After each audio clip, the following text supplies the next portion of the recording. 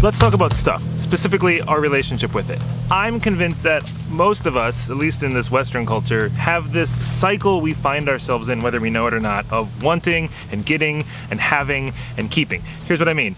We spend a lot of time wanting something, like the new iPhone or whatever the newest shiny toy that just came out is, and then we focus all our energy on how we're going to get it. What do we need to do? What sort of saving or extra income or any kinds of things to get that thing that we want.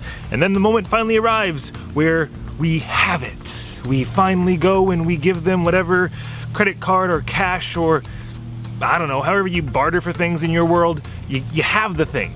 And then you gotta keep it. You gotta find a place for it. You stash it in a pocket or in a corner or in a cupboard, and it lives somewhere. And then before you know it, the cycle continues. And actually the cycle is overlapping, and we're doing all of them all the time. We're always wanting, we're always getting, we're always having, and we're always keeping. And as a result, we have a lot of stuff. Do you ever feel like you have a lot of stuff?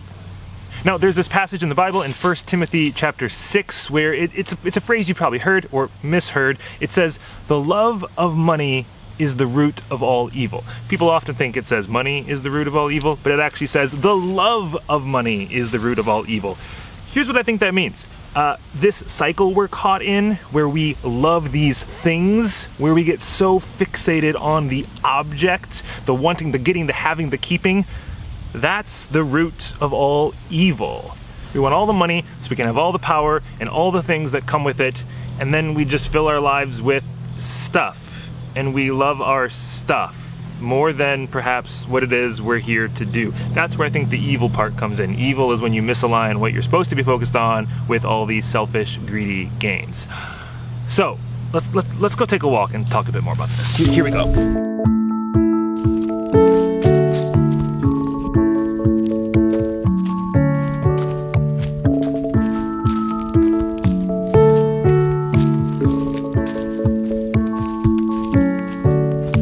You see, I think there's a spirituality to simplicity, to cutting out the clutter and only keeping what's essential, what really serves the best possible purpose for who you're called to be, maybe who God has made you to be in this world. It's easy to get bogged down by so many extra and unnecessary things, talk about church sometimes, let alone our lives, that we miss the point. We just kind of get so focused, again, on that cycle of wanting and having and getting and keeping. We get caught up on things, the love of things is the root of all evil, that we miss out on maybe what it is we're supposed to be doing. I really like what Thoreau did when he went to the woods, Henry David Thoreau, which I know is a slightly problematic narrative if you read the full context. Maybe we'll do a whole Theology of Thoreau video sometime.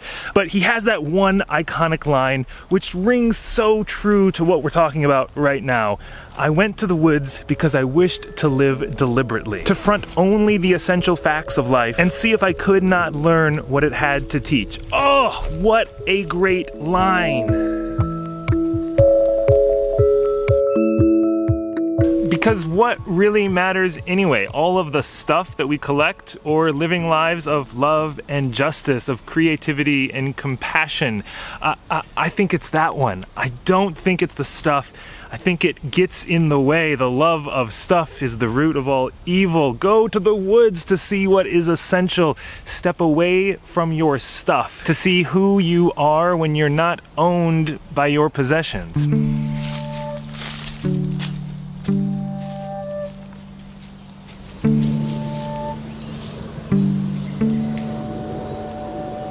Now, the Bible talks about idolatry. In fact, it's the first commandment in, the 10 Commandments. You've probably heard of those. "Thou shalt have no other gods before me." That's idolatry, putting anything before God. And I think that's really what holds all of this together. Love of money, love of stuff is the root of all evil. Go into the woods to see what's essential.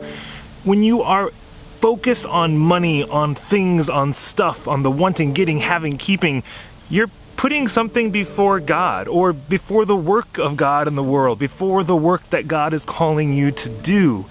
You're loving stuff more than loving God. For the love of God and neighbor, for the love of the planet and the poor, for the love of creativity and compassion, for the love of love and justice. That's what you're called to do. What is it that's filling your life? chances are, if you're like most of us in this Western world, it's stuff. I mean, I got some stuff right here. What do you need to let go of? Maybe just take a look, and you might realize that the things you own actually own you, and they might be holding you back from loving the world the way that this world needs. What is it that you're called to?